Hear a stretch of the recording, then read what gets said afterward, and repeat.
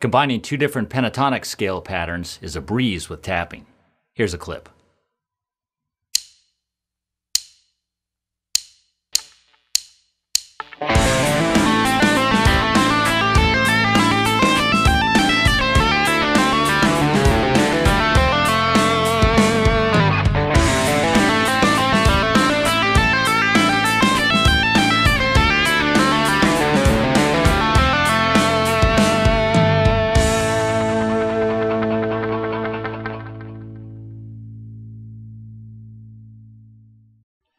This cool minor pentatonic is in the key of A minor, and the left hand's going to be thinking about the framework of the root position pattern, which is this one here.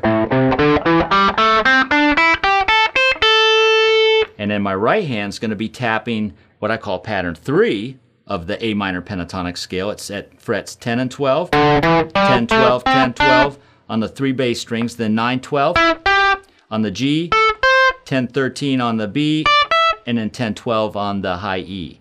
Now what we're going to do though is actually be skipping strings because we don't need to play all those notes. A lot of them are duplicates.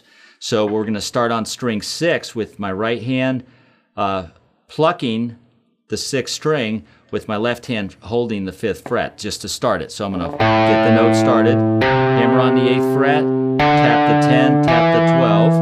Now we're going to skip string 5 and jump over to string 4, hammer on the 5th fret, 7th fret, 10 and 12, and then we're going to pull off back down to 10, back to 7, back to 5, hammer back to 7, 10 and 12. So that first part goes like this.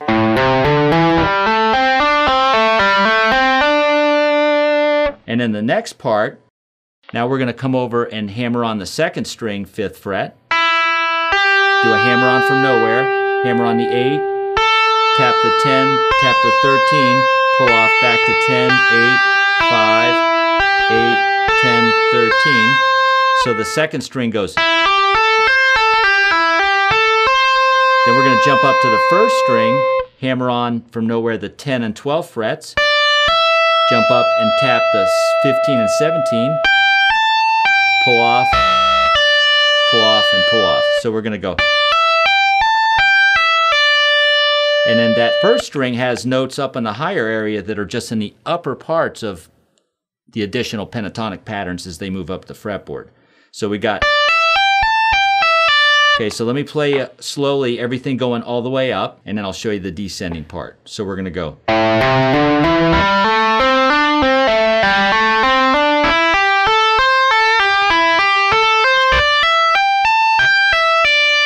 And then the next part, working its way back down, from that, we're going to tap the 13 on the 2nd string, pull off to the 10, pull off to the 8, pull off to the 5, jump over to your D string, get your fingers there, tap the 12, pull off to the 10, pull off to the 7, pull off to the 5, and then over to the 6th string, tap the 12 and 10, pull off to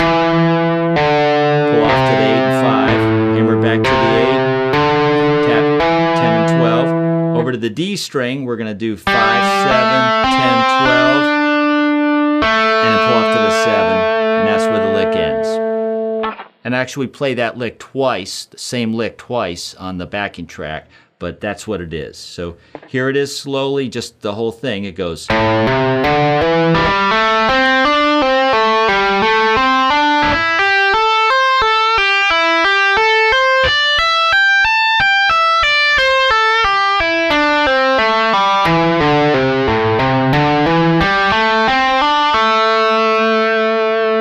There you go. So I will point out this too, guys. When you cross strings, when you've hit the last note on your ring finger of your tapping hand, going to the 1st note of the next string with your index on your left hand, we got to make sure the notes don't ring out together. So when you go, you don't want to do that. You don't want to leave your tap finger down on the 12 so you get that overlapping sound. We want to try to, as soon as you hammer on that 5th fret on the D string, try to release your tap finger so we don't get any that over bleeding sound. We want this. And as you work your way up and crossing over to the 2nd string, same thing too. We don't want to go.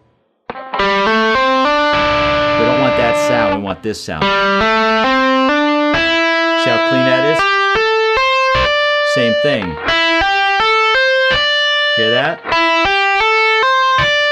And on your way down, same thing. Make sure as soon as you tap, you take that finger off. As soon as you tap, take that finger off. As soon as you tap, take that index off. There you go. A lot there, but if you take your time with it, it's a pretty cool little lick that has potential of being really shreddy sounding. So have fun with that one. Now let's practice it slowly to nail the example. Okay, let's try it slowly. As 16th notes, we'll go 1 E and a 2, 3, 4.